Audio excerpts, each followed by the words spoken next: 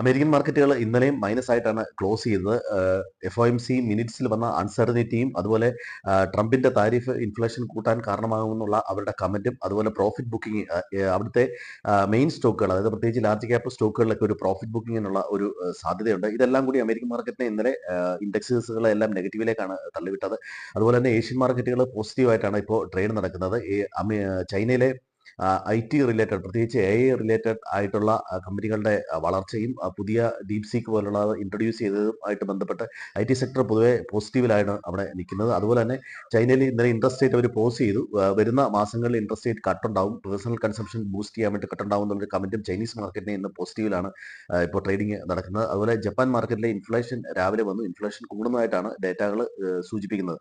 ഇനി ഇന്ത്യൻ മാർക്കറ്റിന്റെ കാര്യം നോക്കുകയാണെങ്കിൽ ഇന്നലെ ഇന്ത്യൻ മാർക്കറ്റിലെ പ്രധാനപ്പെട്ട ബാങ്കിങ് സ്റ്റോക്കുകളായ HDFC ബാങ്ക്, ICICI ബാങ്ക് നല്ല രീതിയിലുള്ള ഒരു സെല്ലിംഗ്, അതാണ് ആദ്യത്തെ ഒരു അവറിനുള്ളിൽ 2% മുകളിൽ താഴെ പോയി HDFC ബാങ്ക്. ഈ HDFC ബാങ്കിൽ ഉണ്ടായ ഈ സെല്ലിംഗ് മൂലം ഇൻഡെക്സുകൾ മൈനസിലാണ് ട്രേഡ് ചെയ്തത്. പിന്നീട് റിക്കവർ ആയെങ്കിലും സെല്ലിംഗ് പ്രഷർ ബാങ്കിങ് സ്റ്റോക്കുകളിൽ ആകെയുണ്ട്.